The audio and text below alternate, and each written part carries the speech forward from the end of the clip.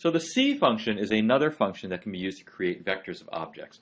And you can think of C as standing for concatenate, because it can be used to kind of concatenate things together.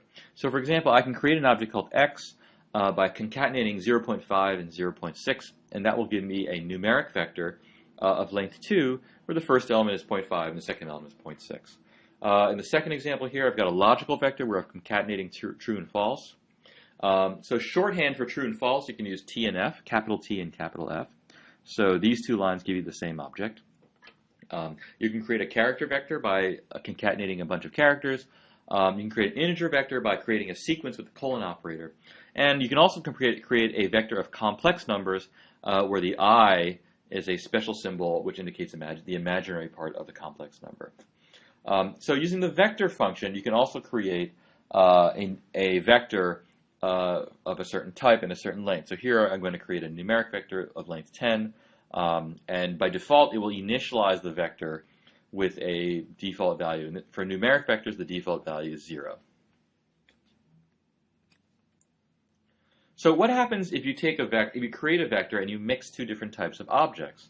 And so the general rule is that R will kind of create the least common denominator vector. So it will not give you an error, but what will happen is that it will coerce the vector to be the class that's kind of the least common denominator. So here in this first example, I've gone from concatenating the number 1.7 and the letter A.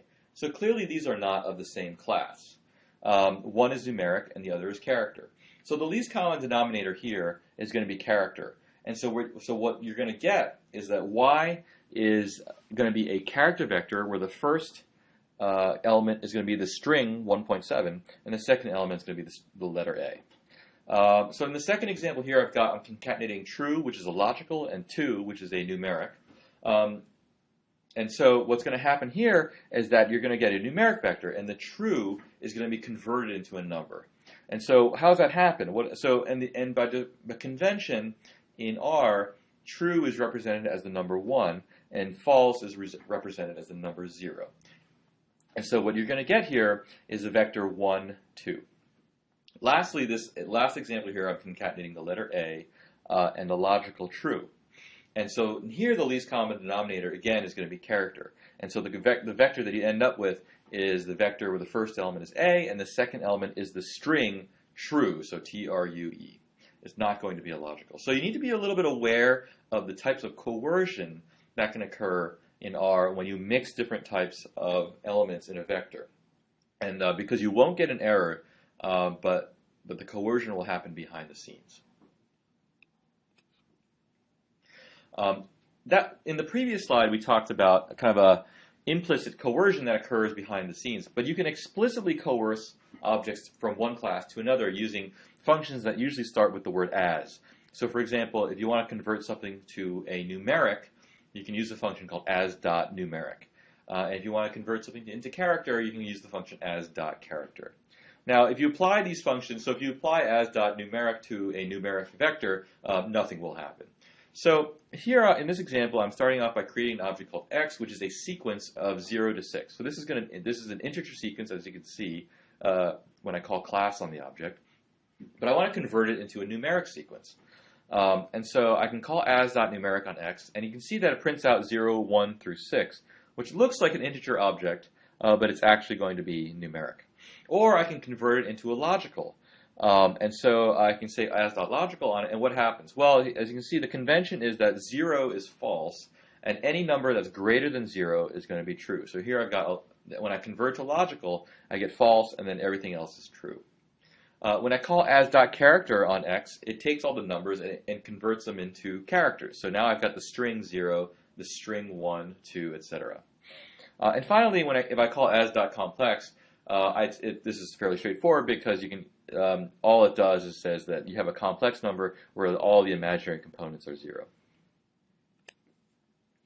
Now, coercion, notice, doesn't always work, and when it doesn't work, you get what are called NA values. So nonsensical coercion will result in NA. So for example, if I take the vector ABC and call as.numeric, well, there's really no way to convert the letters A, B, and C to numeric variables.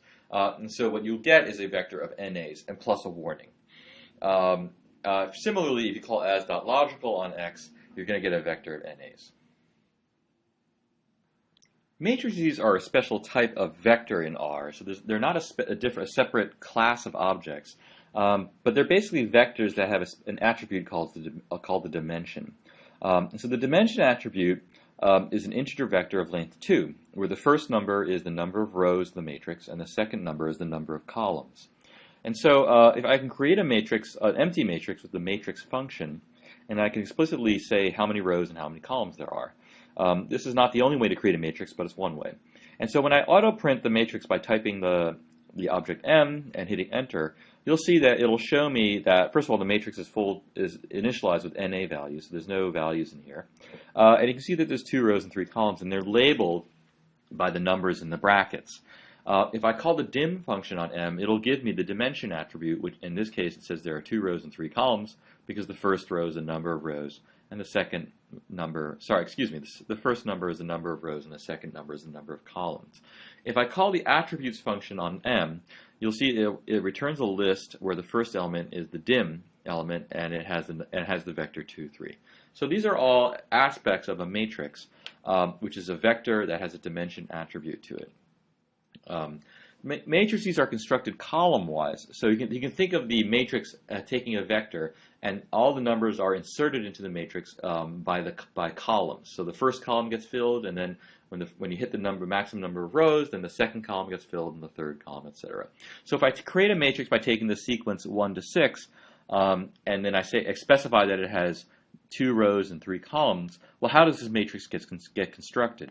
So the way it gets constructed column-wise, so the first thing that happens is it takes 1, 2, and now there's only 2 rows, so it can only go to 2, and then that makes the first column. The second column is made up of 3, 4, and then the third column is made up of 5 and 6.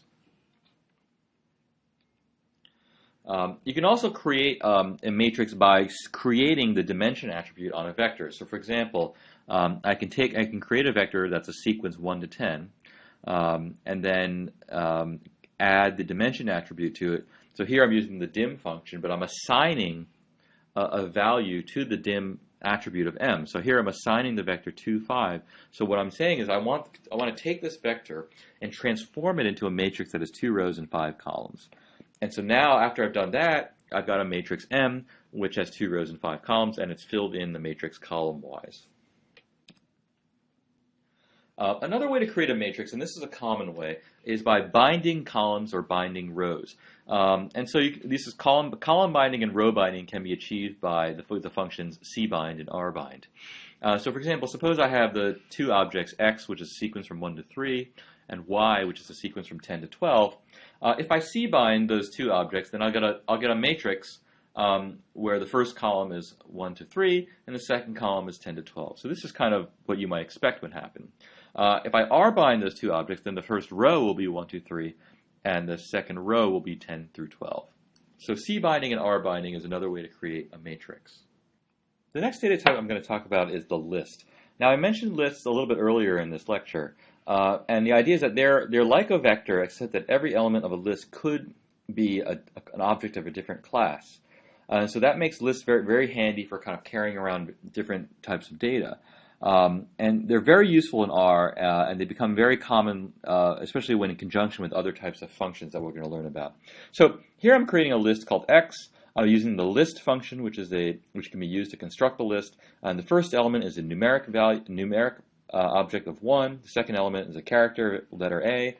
Third is a logical, and the fourth is a complex number. So this is not a problem with lists. And when I auto-print the list, you'll see that it prints out a little bit differently. It doesn't print out like a vector because every element is different.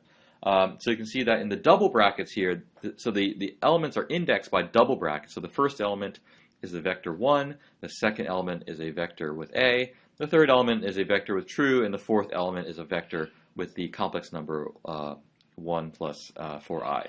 So lists are indexed. You'll notice that elements of the list will have double brackets around them, and elements of other vectors just have the single brackets. So that's one way to separate a list from other types of vectors.